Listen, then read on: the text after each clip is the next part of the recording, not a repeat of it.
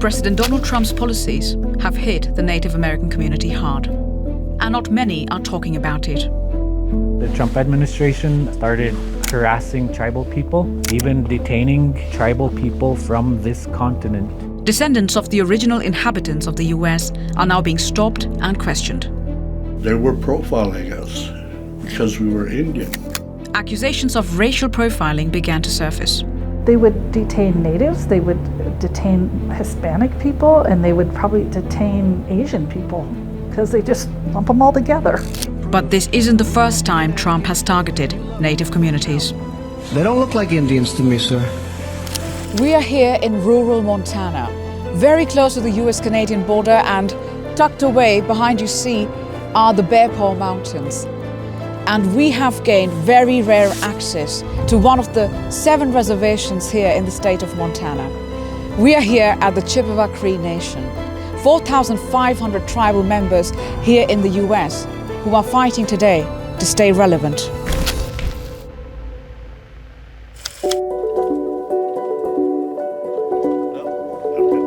We meet up with Chief Richard and our guide Alexandra.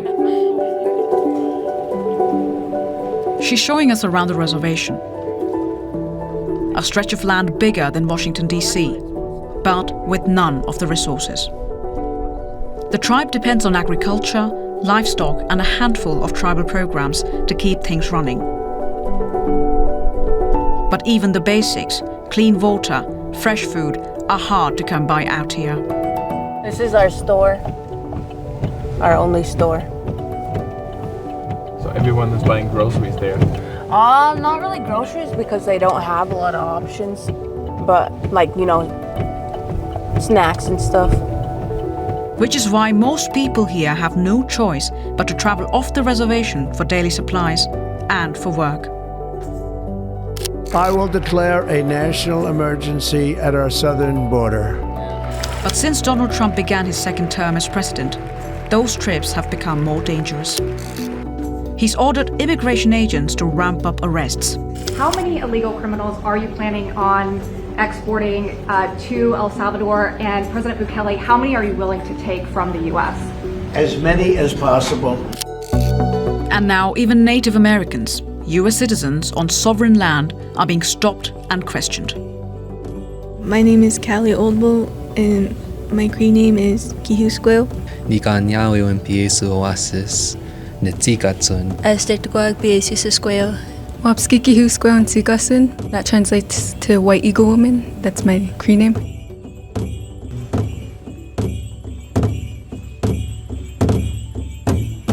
This is the Tribe Student Council. Native teenagers who will soon graduate high school. Some will leave to study elsewhere or work. Across the US, new raids and checkpoints are triggering civil rights violations. For these Native youth, it means being caught in the crosshairs of Trump's immigration dragnet. Being a Native today in the United States of America, especially as an Indigenous woman, is sometimes scary. Going out alone, you can't do that. By early 2025, more than a dozen reports started piling up. Immigration agents, ICE, were stopping and detaining Native Americans across Arizona and New Mexico. So when that came about, our tribal chairman, he also put out a notice for all of the tribal members to carry their IDs. And it wasn't too soon, like after that, there was Border Patrol coming onto our reservation and parking in areas. After that, me and my family, we took precautions, and I even have a passport now too, so. Other tribes we spoke to say Border Patrol agents in plain clothes are now showing up at places like gas stations, asking questions, demanding papers. No warning, no warrant. So who does ICE detain? Anybody they suspect. I think they would detain natives, they would detain Hispanic people, and they would probably detain Asian people because they just lump them all together. Here in the Chippewa Cree Student Council, the impact hits home. I don't know, some of my family from down south, from the Navajo Nation, they get asked a lot by any law enforcement saying do you have proof that you're from the United States? I felt really scared to leave because we don't have as much protection under Native Americans as we do here on the reservation. It's just sad to see that and to be scared to go out into a world that we should call our own. To avoid harassment or worse, detention by ICE, tribal members are advised to carry their tribal ID at all times, even though no US state requires anyone to carry ID by law. But racial profiling isn't their only concern.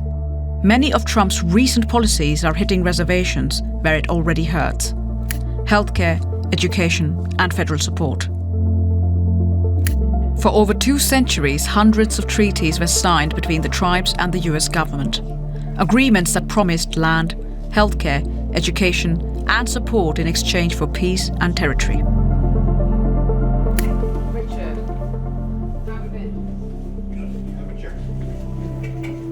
There's been 597 treaties made with Indians. Not one of them was broke by an Indian. But under Trump, those treaties are being quietly dismantled. Agencies slashed, funding stripped, critical programs left to die. Now tribal leaders are asking, why is Trump coming after Indian country again? We're standing here at a casino, and this is where it all started. Donald Trump's problem with the Native Americans is not new. It started way back in the 90s.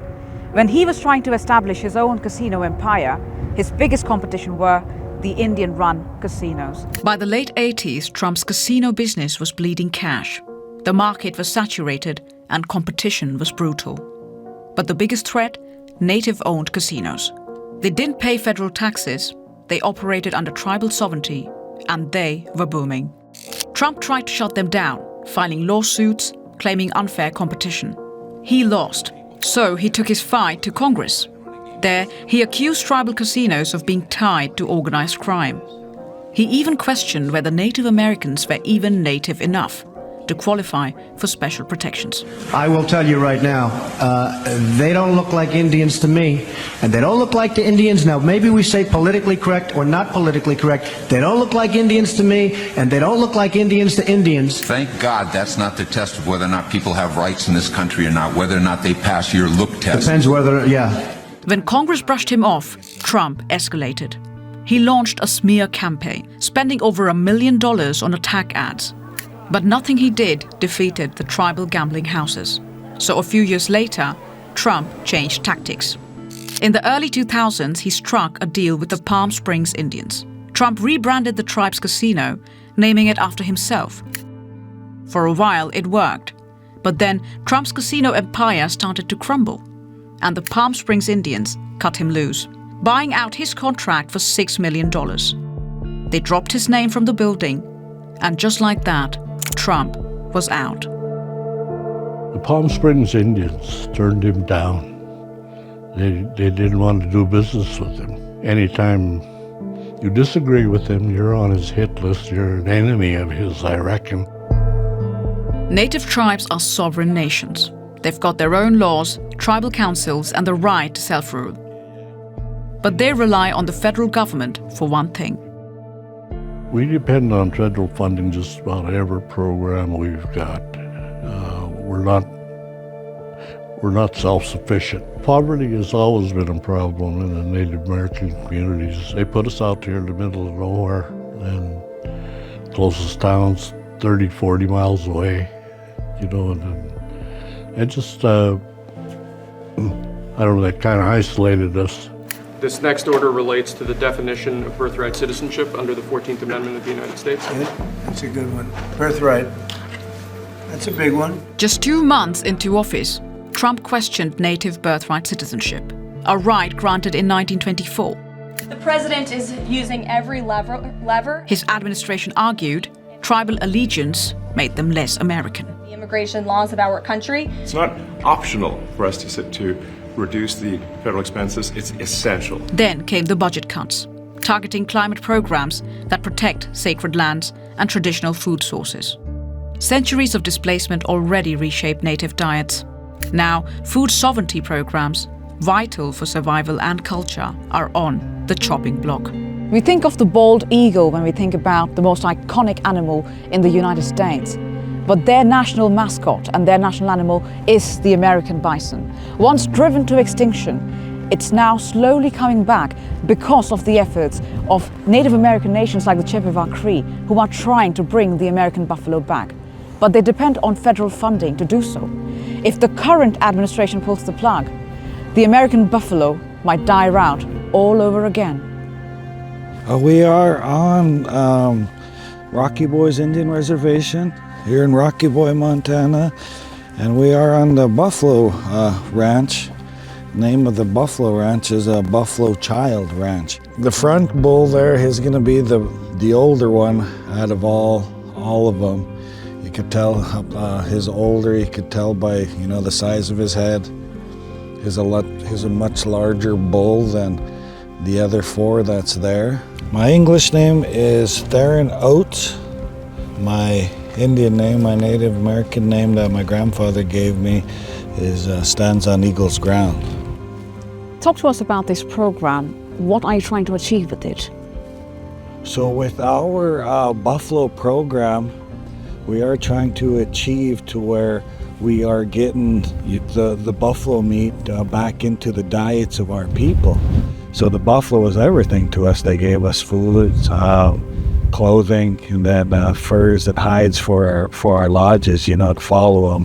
One of the policies was to eradicate the buffalo to kind of help conquer the Native Americans. Do you receive help from the federal government, or enough help?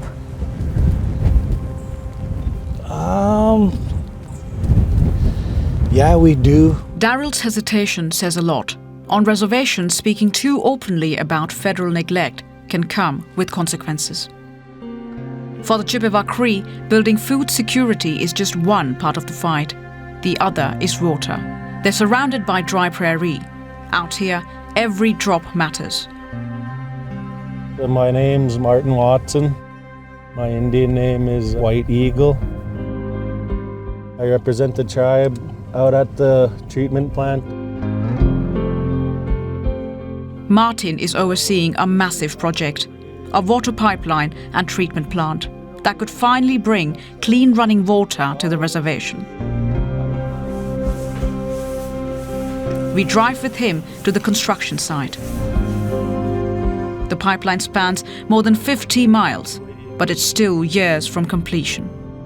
The tribe has been fighting for this for over 2 decades.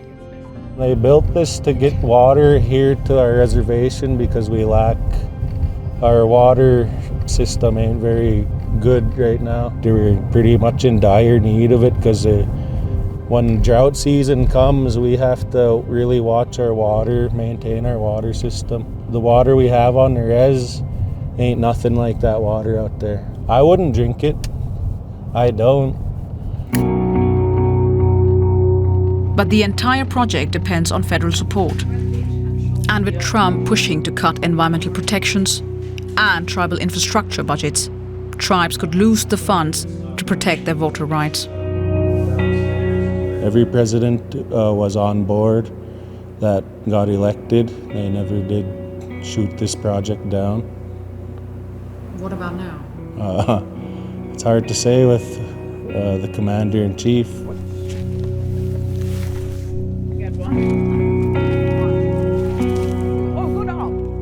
So where are we? What is this beautiful? That's Lake Elwell, and we're kind of on the top of Tiber Dam, this is called.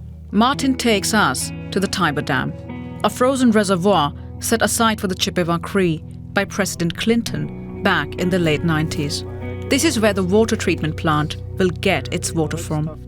With this project, it's not just water at stake, but a major source of employment. On our pipeline crews is 100% Native American. Martin's one of the few with a stable job. Native Americans face some of the highest unemployment rates in the country, with this tribe alone seeing over 60% unemployment in recent years. We get looked past a lot. I've seen it with my own eyes. People qualified to do the job and others picked in front of them that ain't qualified to do the job, and That's probably a big reason why, is who we are and how we've been looked at for generations.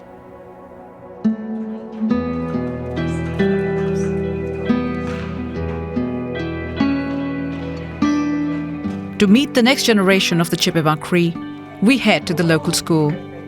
Kids proudly display their art, handmade moccasins, and ceremonial belts they'll wear as they come of age.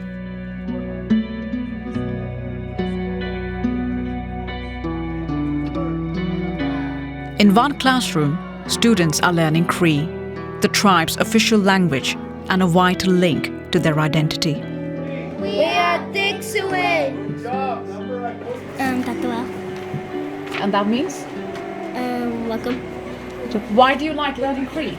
Because it's culture. Dustin is the head of the tribe's Cree language program.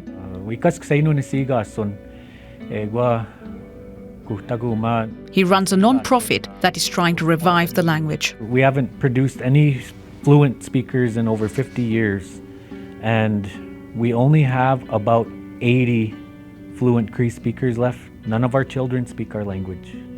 None of them. Since they couldn't eliminate us, they plan to assimilate, to put us into the mainstream society. And one of the ways they did that was to eliminate our language, because our language is our identity. That's who we are. The language is the key to everything that we are. Trump just declared English the only official language of the US, a first in the nation's history. It comes as tribal nations are racing to save their ancestral languages. Over 175 still spoken today.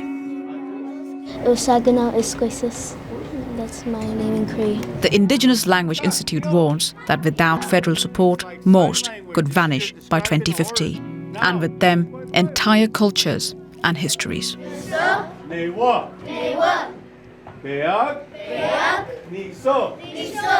And each reservation has their own language. We're all unique. That's one of the things that the president is trying to take away by his executive order of English as the official language. The prayer is, in our lifetime, to hear one of our own babies speak our language as their first language. The Chippewa Cree are one of over 500 federally recognized tribes fighting just to exist in today's America. Systemic challenges, political threats, but still, they hold their community close.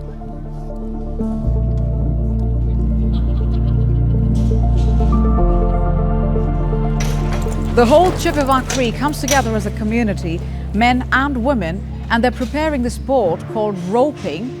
And this weekend they're about to go in and compete in the sport where they have to rope a cattle or a calf and to tie it in. So would you say you are a cowboy? I'd say I'm a cowboy. I swing a rope, I ride a horse, I wear a cowboy hat, I enter rodeos. I'd say I'm a cowboy.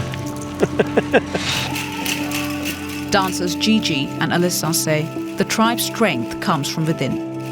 From holding on to who they are, no matter what's taken away. We don't need all this money and this and that. As long as we can continue to keep our traditional ways of life, that's how I see our tribe thriving, even if anything else is taken away.